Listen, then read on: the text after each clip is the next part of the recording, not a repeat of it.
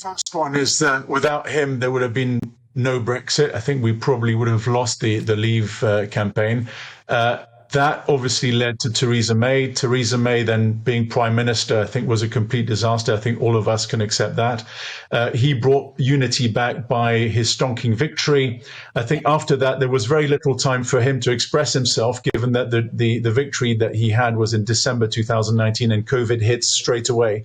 I think the big mistake, from my perspective, is to have gone down for lockdown when initially his gut feeling was right, which would have been no lockdown, the Swedish model. Let's separate the people, the elderly from the young, and let's keep the society open. I think that was the beginning of the end of his premiership in many ways. OK, well, just inside your 60 seconds there, very concise. Matthew, the gauntlet has been laid down. That's Alex's version of Boris Johnson's history. What's yours? Well, first of all, when you introduced me, you said that I was a Boris hater, and I don't hate Boris Johnson, I don't hate anyone, but I think he's probably been the worst Prime Minister of the last 100 years. You just have to ask his own MPs. 148 of them voted no confidence in him a couple of months ago. That's within 3 years of him becoming Prime Minister in the first place. He has squandered an 80-seat majority. For all you Tories out there watching, he has squandered an 80-seat majority. He could have done huge and big things with that majority. He hasn't. He has misled us repeatedly. Many would say he has lied to us repeatedly.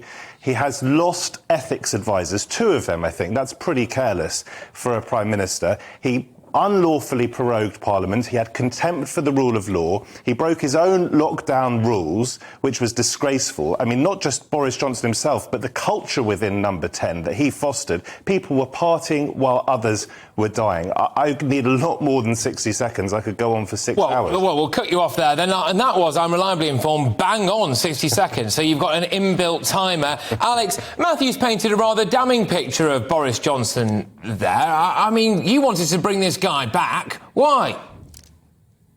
To bring him back just for the principle, which is in a democracy you elect a leader for a period of time.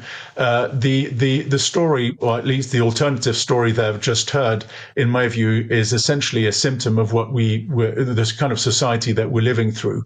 A leader is in place, he's not quite up to your taste, so you want him out.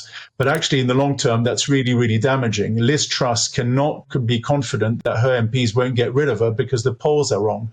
But actually, all this idea that Boris Johnson misled Parliament, or that he lied, or that he was dishonest, these are statements, but they're not facts. They're not being proven. And certainly, if you're going to say that Boris was a liar, against whom is he being compared? Is he being compared against Tony Blair, for instance, or Gordon Brown? I mean, we're talking here about somebody whose main sin or peccadillo was to have a glass of Prosecco. When we're comparing him to people like Tony Blair, where are the scales? I mean, are we seriously saying that is the thing that's going to define and bring somebody down?